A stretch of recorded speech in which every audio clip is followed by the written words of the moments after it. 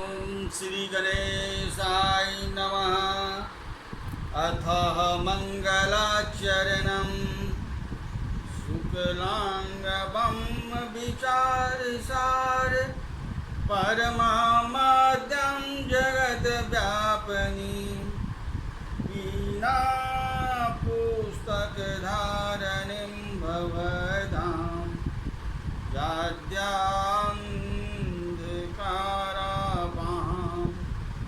हस्ते पाटिकमालिकां विदधतीं पद्मासने संस्थितां वन्दे तां परमेश्वरीं भगवतीं बुद्धिप्रदां शारदाम्।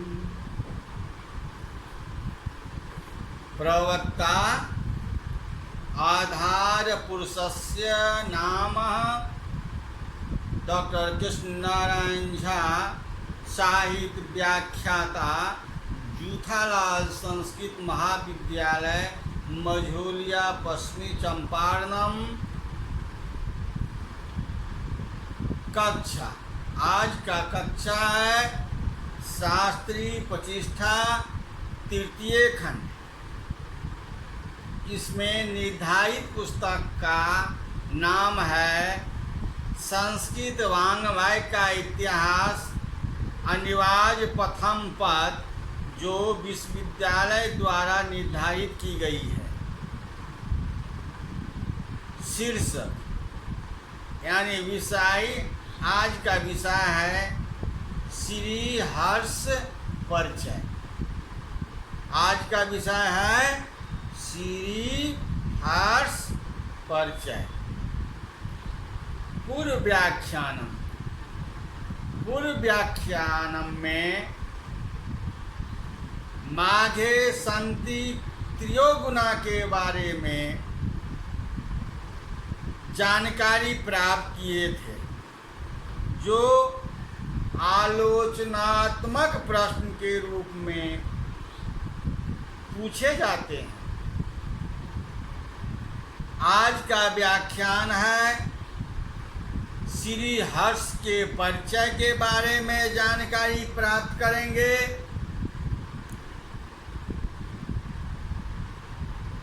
हर्ष के में एक श्लोक है,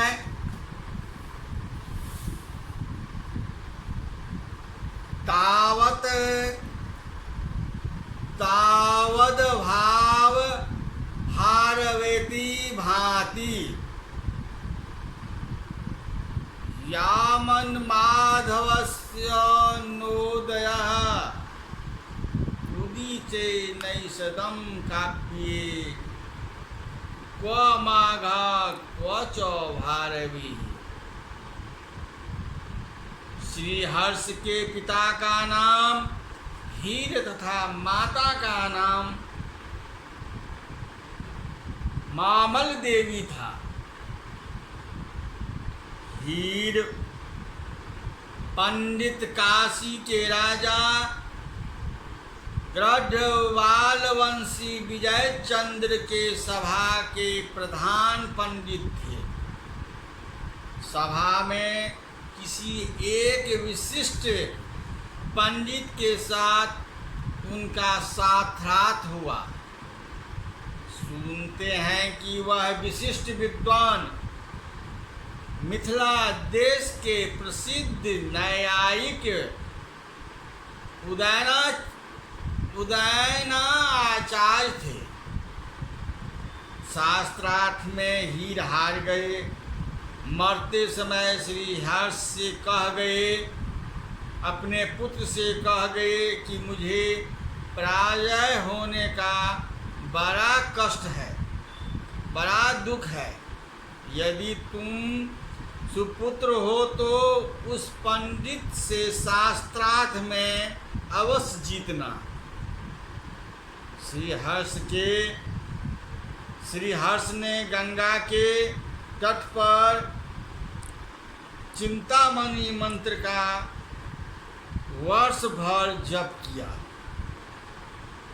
सरस्वती त्रिपुरा प्रत्यक्ष हुई।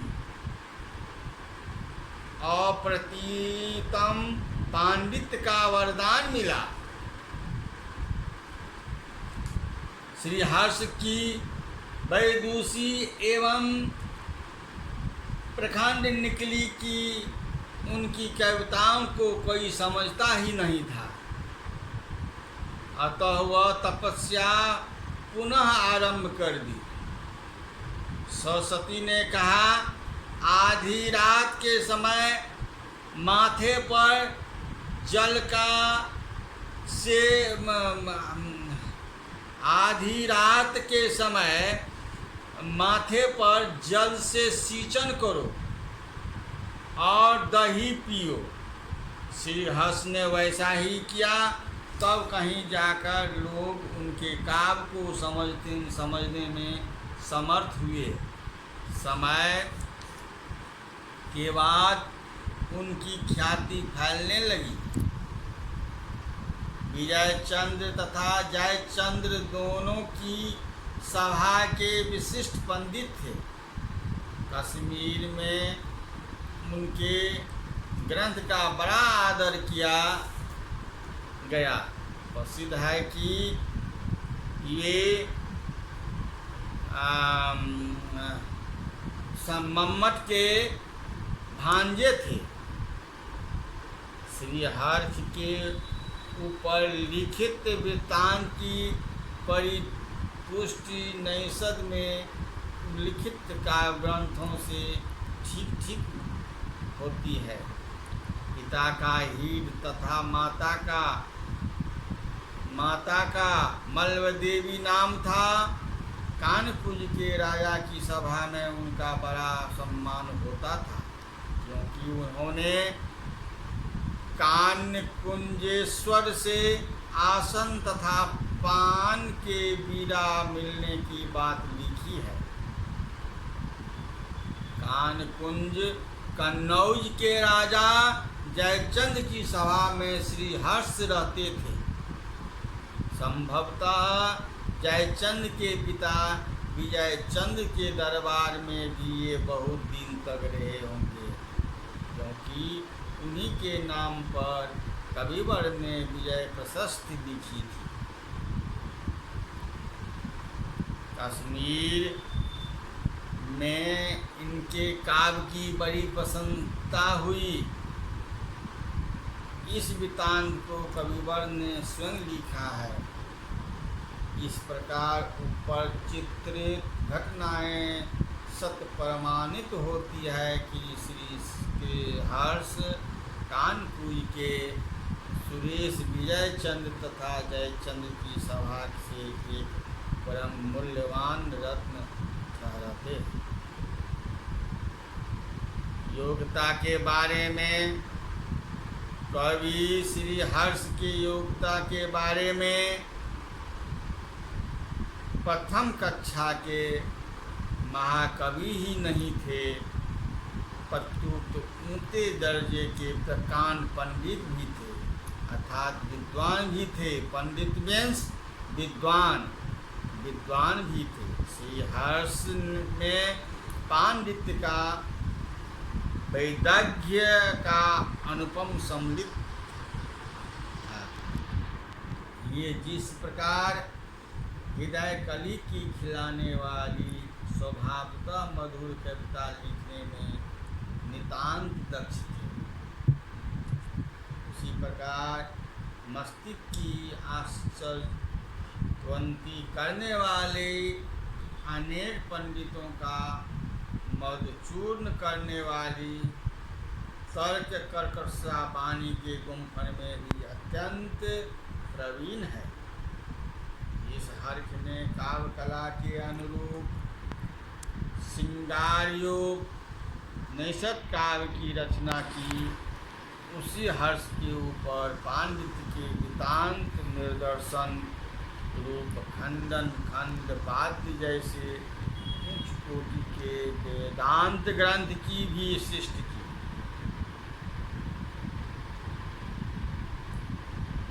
श्री हर्ष ने अपनी मनोहारिणी कविता के कारण कश्मीर नरेश में अपनी विमल कीर्ति पताका का फहराई।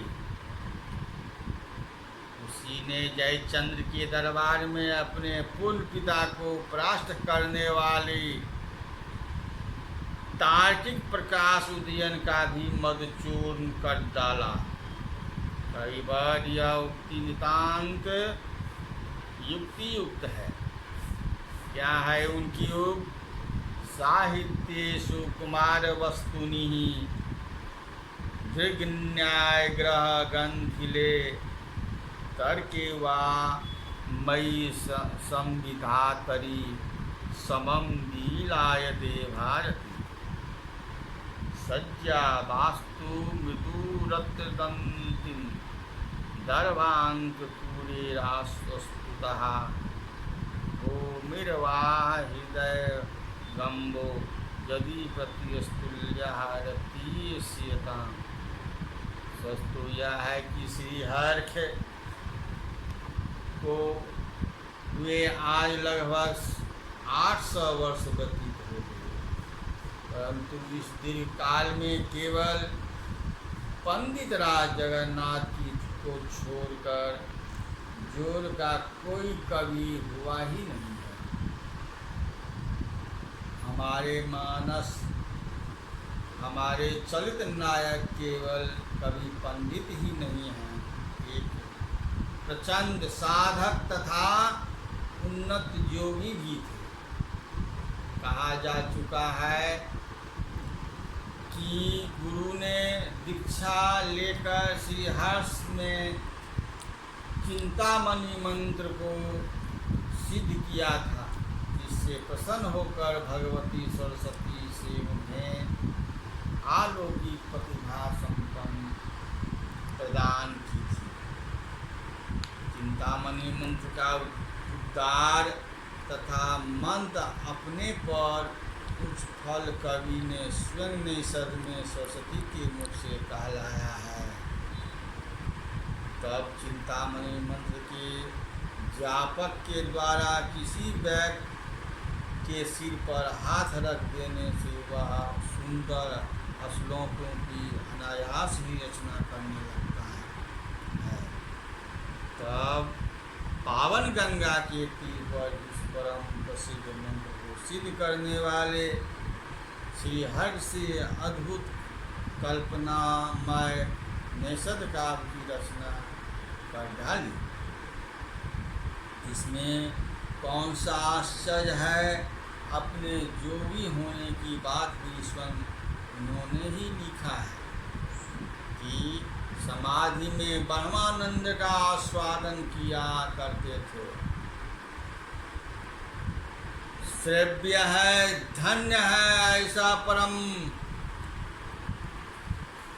महात्मा कवि और ग्रंथ है उनकी लोकोत्तर कल्पना का विकास तथा अद्भुत पांडित्य की प्रवक्ता अपने महाकाव्य के अंतर्गत श्री हर्ष ने अपने विषय में लिखा है कि ताम्बुलद्वय मानसं च लभते जह कानकूपजे स्वराधात् यह साक्षात् कुरुते समाधिषु परम ब्रह्म परमोदावनम यत् काव्यम मधुवसी भसितास्तकेषु अश्रुकः श्री हर्ष कवे कीर्ति मदे तस्याभूतियादियम्।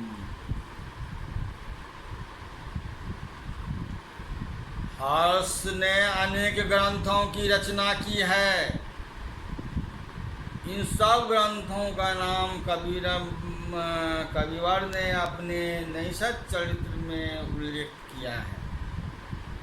निषद में अनेक क्रम से तत्वों के नाम दिए गए हैं।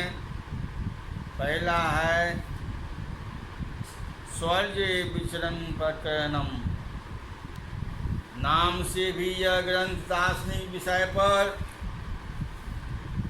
लिखा हुआ माना जाता है। अनुमान है, किया जा सकता है कि क्षणिकवाद का निराकरण हुआ होगा। दूसरा पुस्तक है विजय प्रशस्ति। इस ग्रंथ में जयचंद्र के पिता विजय चंद्र की, जो उस समय प्रसिद्ध योद्धा तथा विजयी वीर थे, प्रशासनात्मक प्रशस्ति लिखी गई थी। और तीसरा पुस्तक है खंडन खंड खाद्य। तीसरा पुस्तक है खंडन खंड खाद्य। श्रीहर्ष का यही प्रसिद्ध वेदांत ग्रंथ है। यह ग्रंथ वेदांत शास्त्र का एक अनुपम रत्न है। इसमें नैसर्गिक तर्क प्रणाली का अनुसरण कर लेखक ने न्याय के सिद्धांतों का खंडन किया तथा अद्वैत वेदांत के सिद्धांतों का मंडन किया है। चौथा है गौड़ी सकुल प्रशस्ति। यह भी प्रशस्ति काव्य है, जिसको ग्रंथकार ने किसी गौर भूमि अर्थात बंगाल के राजा की प्रशंसा में बताया गया है। पांचवा है अर्णव वर्णम। अर्णव वर्णन नाम से ही समुद्र का वर्णन जान पड़ता है। छिंदा प्रशस्ति छठा पुस्तक है। छिंद नामक किसी राजा के विषय में लिखी गई है। काव्य पुस्तक जान पड़ती है। छिंद यानी किसी देश का राजा था और वह निवास स्थान कहाँ था वह आजकल बिल्कुल अज्ञात है। सातवां पुस्तक है शिव शक्ति सिद्धि। यह ग्रंथ शिव शक्ति की साधना है। विषय में लिखा गया है परिणीत होता है। कहीं कहीं शक्ति के स्थान पर भक्ति पाठ है। तदनुसार इनका शिव भक्त सिद्धि भी नाम हो सकता है। और आठवां है नव शाशांक चरित्र चंपू। श्रीहर्ष के शब्दों से स्पष्ट प्रतीत होता है कि उन्होंने नव सहंस के चरित्र को चंपू के रूप में वर्णन किया था। नव सहंस राजा भोज के पिता सिंधुराज का विश्व विख्यात है। पद्मगुप्त से नव सहंस चरित्र नामक महाकाव्य में सिंधुराज के ही चरित्र का व्याख्यान किया है। आज नहीं कहा जा सकता है कि श्रीहर्ष का यह चंपू सिंधुराज के विषय में था अथवा नवसाहस का चित्रधारी किसी राजा के विषय में है। और नौवां पुस्तक है नैषद चरित्रम। नैषद चरित्रम इस महाकाव्य में निषद राजा के अधिपति राजा नल के पावन चरित्र का बड़ी ही उत्तम रीति से वर्णन किया है। इसमें 22 लंबे लंबे सर्ग हैं, जिसमें 2830 श्लोक हैं। इस पर नल चरित्र का एक भाग ही श्रीहर्ष ने वर्णन किया है। आरंभ में राजा नल का विशद वर्णन है। नल का मृगिया विहार, हंस का ग्रहण तथा मुक्ति का हाल। राजा हंस को दमयंती के पास भेजते हैं।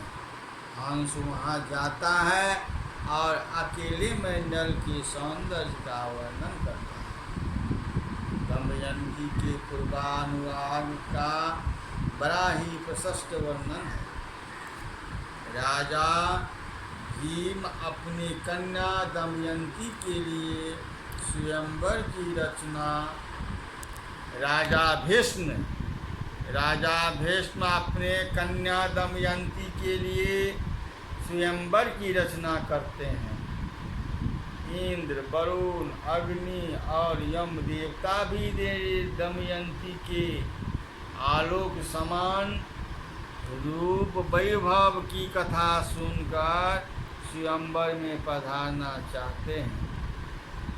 प्रथम ये देवता राजा नल को ही तिरस्किनी विद्या के सहारे अपना दूत बनाकर महल में भेजते हैं। तब देवताओं की ओर से खूब पैरवी होती है, परंतु दमयंती का राज तिलक नल विषयक निश्चय तनिक भी नहीं दिखता। स्वयंवर रचा जाता है। चारों देवता नल का रूप धारण कर सभा में उपस्थित होकर सरस्वती स्वयं उस सभा में आती है और राजाओं का परिचय देती है। नल की प्रतिकृति स्वयं उस सभा में आती है, राजाओं को परिचय देती है। नल की प्रतिकृति वाले 5 पुरुषों को देख दमयंती घबरा जाती है। अंत में देवतागण उसकी पति भक्त से प्रसन्न होकर अपने विशिष्ट चिन्हों को प्रकट करते हैं, जिससे दमयंती राजा नल को सहज में ही पहचान देती है। दोनों का विवाह होता है। तब देवतागण स्वर्ग लौटते हैं। तब कली के पास घनघोर वायुयुद्ध छिड़ जाता है। देवता कली को हराकर नास्तिकवाद का मुंह तोड़ उत्तर देते हैं। नल दमयंती के प्रथम मिलन रात्रि का रुचिर वर्णन कर ग्रंथ समाप्त होता है। संक्षेप में निषेधीय का यही सार है।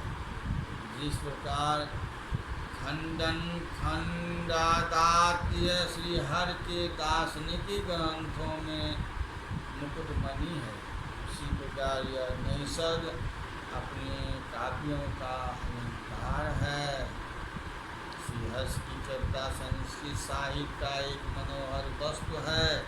शब्दों का सुंदर विन्यास तथा भावों का समुचित निवेश हृदय के मन को हरण कर लेती है। कविवक्त ने अपने भाकाव्य की श्रृंगार अमृत शिबू श्रृंगार रूपी अमृत के लिए चंद्रमा कहा है। वह वास्तविक में ठीक है। श्रीहर्ष ने श्रृंगार रस के वर्णन करने में बड़ी सहजता से दिखाई है।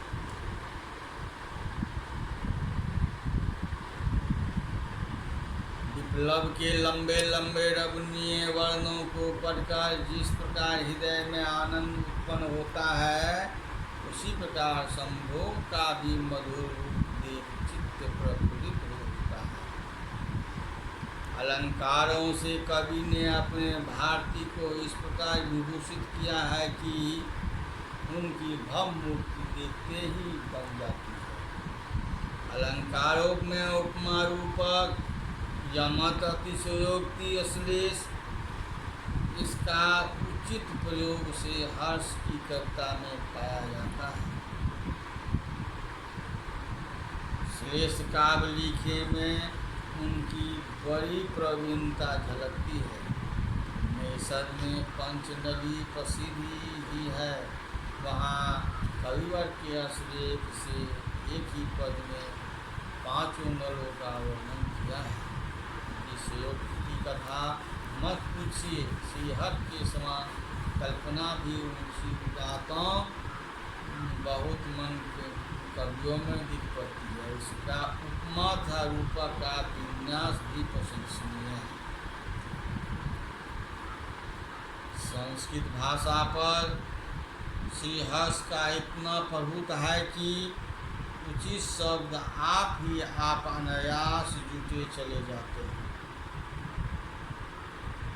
पद सज्जा इतनी सुंदर बन गई है कि एक एक पद के हेरे फेरे में कविता कामनी के रूप को विकृत होने पर भय लगा हुआ।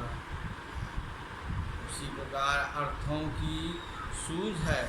श्रीहर्ष ने एकात्मजंतो नवार्थ घटानाम की जो प्रतिज्ञा की है उसे सचमुच पूरी कर दिखाई। एक ही विषय पर कई श्लोकों में लंबे लंबे भी वर्णन है, पर क्या मजाल की अर्थ की पुनरावृत्ति। जब देखिए तब नए भाव, जब पढ़िए तब नवीन शब्दावली। श्रीहर के समान पत्र अर्थ का इतना मनोहर सन्निवेश साहित्य में बहुत ही दुर्लभ है। सबसे विलक्षण है कि उनकी आलोक के समान काव्य कविता। इस प्रतिभा के बल पर उन्होंने सी भाव को अछूता नहीं छोड़ा है, शास्त्र निवेश किया है, परंतु बड़े ही मार्मिक ढंग से। कविता ने इन्हीं गुणों के कारण रसिक पंडित मंडली नैषद के सामने किरात तथा शिशुपाल वध गोपिका बतला। श्रीहर्ष ने कविता में कुछ राजा कवि नल का वर्णन कर रहा है। राजा के प्रबल प्रताप तथा उज्ज्वल कीर्ति को जब कभी ब्रह्मा देखते हैं तब सूर्य तथा चंद्रमा को वृथा समझकर उनके चारों परिवेश के त्याग से व्यर्थता सूचक कुंडला लगा देते हैं। चंद्रमा में दिख पड़ने वाले कलंक के विषय में श्रीहर्ष ने अपनी अनूठी बातें कही है जो दूसरी हैं।